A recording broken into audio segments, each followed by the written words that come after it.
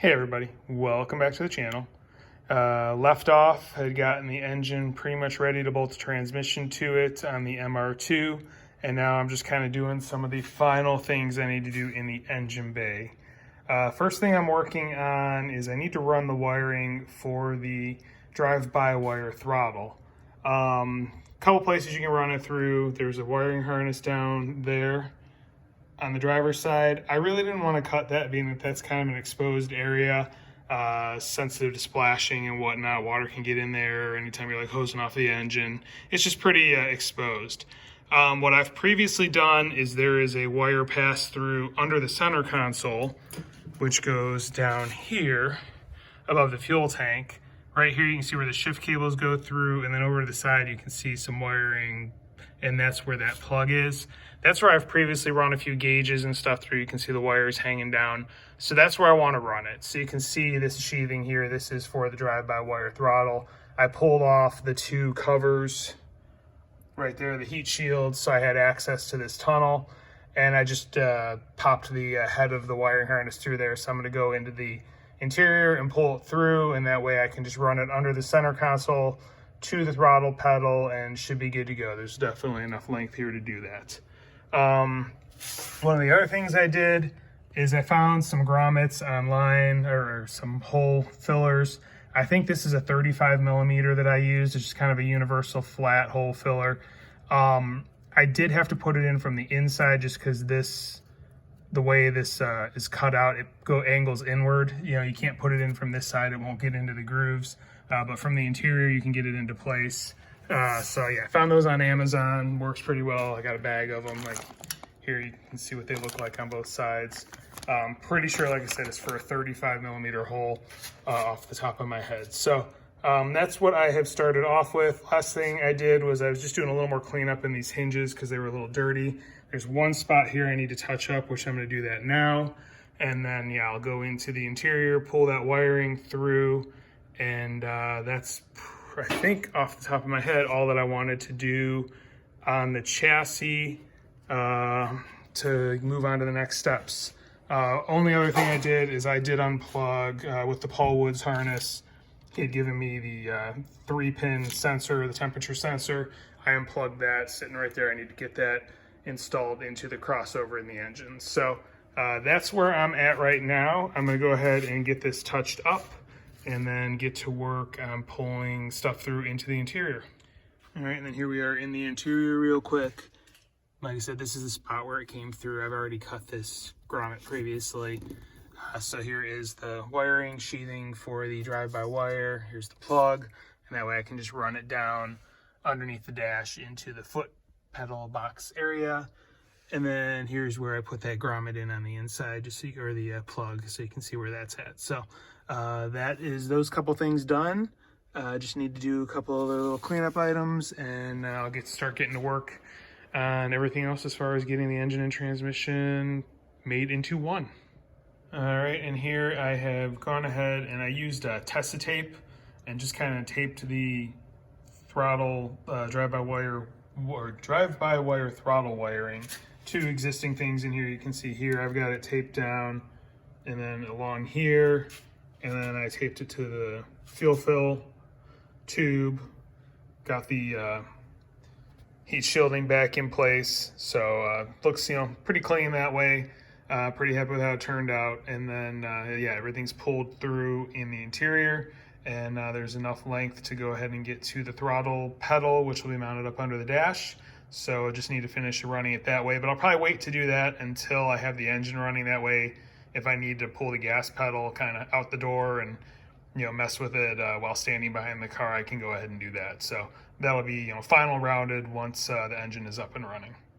All right, next on the list is installing the 3-pin temperature sensor that comes with the Woods kit. This should be the Delco part, which is the one that's most accurate. I found an aluminum crush washer in my stash of washers, so I just need to get that installed right here into the coolant crossover. I figure it's easier to do it now while the transmission's off. It's, you know, less in the way at this point in time. So I'm gonna go ahead and get that installed, and then that will be off the list as well. All right, so next on the list is going to be the final prep work on the transmission before I mount it to the engine. I have here the 2 axle seals. Those came in the mail actually this morning. I've got the bellows to replace on the shift mechanism, new throwout bearing. I've got the grease for the spline and the shaft that the throwout bearing goes on. And then the other thing I was going to do was check the little square that is in the mechanism that is known for getting worn down. I have a spare one of those. It's right here in this mechanism. I have a spare one of those if I need it, or you can just spin these around. So I'm gonna see what it looks like. Now that I'm thinking about it, I had torqued down those bolts there. I need to take them back out so I can go ahead and get this figured out and finished. So gonna get to work first on replacing that bellows that's all torn up and chunky with the new one, and getting the square, which is supposed to go in this groove here. As you can see, it's all out of whack right now because I had loosened these bolts previously to replace them. Gonna get to work on that, get that sorted out, and that part of this done, and then move on to the throwout bearing and the axle seals. All right, here we are. I got the mechanism off as well as the old boot. You can see the boot's broken in a couple pieces here. Here is the actual mechanism. The way it goes on is there is a pin that goes in the one side. It's got a beveled edge, and there's a slot in the bottom of the arm. There, you should be able to see it, that fits into to keep it in the right location. So you have to undo the nut and washer that would be on this side, and then just hammer the pin through, and then it comes right off. So I'm gonna go ahead and install the new boot on there, and then get the arm put back in. And then here's the mechanism with the little square. You can see the one side is very worn. That's what's been riding in the groove. But with these things, you can just spin them and then use the good sides. So that's what I'm gonna do. I'm gonna spin the square, put that in the groove, and that way I'll tighten up my shifting and whatnot. So I'm gonna go ahead and get this all reassembled. Also, there was one bracket that you had seen that was in this hole. It was a brace, and it goes to the old mount. Since I'm not using that, I can't use that brace anymore. So I am gonna have to use a couple washers to shim that bolt as well. So gonna get everything put back together, and I'll come back then. All right, and here you go. The new bellows is installed. Nice soft rubber. Got this pulled back through. You can see it'll pull the pin so it's slightly recessed, and that's torqued down pretty tight.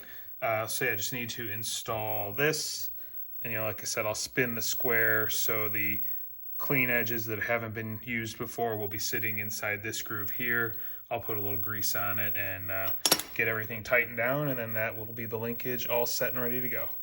All right, and we're all installed. Tighten these both to 48 Newton meters based on the bolt size, and grease this, and trying to wiggle them back and forth. This is much tighter than it used to be. So greased the track there that it goes in, so hopefully it'll hold up over a good amount of time. But yeah, that's much tighter, better shift linkage. So that'll definitely remove a lot of the slop in this arm, which was previously it had quite a bit of back and forth before it would move the actual arm that goes inside and out for shifting. But yeah, so that is job done there as far as the linkage goes.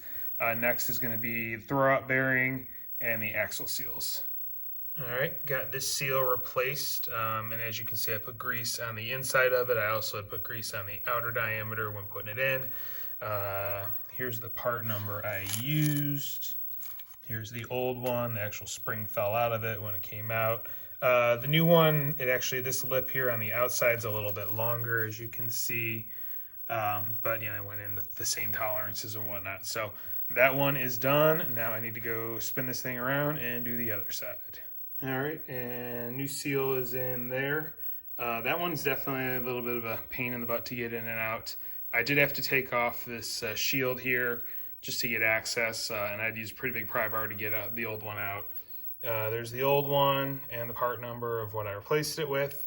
And then to put it back into place, it definitely did not hammer in as easy as the other one. I did have to use an old bearing race I have laying around for my press. I've got a whole stack of different sizes, and this one actually fit perfectly over it. And I was able to slowly tap it down I did grease the outer side, and then the inside on this one was actually pre-greased from the factory. So what I am going to do is actually insert the stub shaft on this side, since I have a new stub shaft. That way there's no worries of anything coming out. When I go ahead and get this thing installed on the engine, it should be all sealed up at that point in time. So I'm going to go ahead and get that installed right now. All right, and here we go. TCS stub shaft has been installed. It does come with, the new OEM locking ring that goes on the end. Just pretty much greased everything up, put some grease on, the spline portion, put some grease on the portion that goes in like the oil slinger area, whatever you want to call it. And that that machine face, and then the stepped machine face, which goes on the inside of the seal. Put some grease there as well. Everything slid in nice, and just one little quick hit with the hammer went right in, no problem. And everything is spinning freely. So that is done. Last thing I think I need to do is replace the throwout bearing, get this spline all greased up, and then this should be ready to stab onto the back of the engine. All right, so here we go. I pulled the fork out, pulled out the old nasty bearing, was replaced with an OEM Toyota part, put some grease on the slide area as well as the pivot ball, also greased the inside of the bearing, a little bit in there, and then also on the ends of the fork there where it's going to pivot a little bit. So go ahead and get this installed on back into the transmission, and then all will be left to do is use the ACT lube on the clutch splines there, and then the splines here, and then this will be ready to go in. All right, at that, I think I'm going to call this one a video. Pretty close to being ready to get everything put back together and then get it into the car. Next video will probably be the last one before the engine actually goes in. What I have left to do is get the transmission mounted to the back of the engine, everything torqued down there. There's a few wiring mods I need to do to this harness here, a couple of wires I need to tie together according to Mark, and then also there's one or two things left in the engine bay. I think there's the fuel pump wiring. I need to do a little splice work there. I'm gonna have to go through his videos again real quick just to double check. But yeah, once those few things are done, this should be ready to roll under the back of the car and get put into place. So yeah, again, looking like I will definitely be on my target to have this in by the end of the year. When I'm filming now, it's not too far away from Christmas, so should have enough time left to get this done. So if you're liking what you're seeing, want to follow along, please please subscribe, please hit the notification bell. Thank you for watching, and have a great day.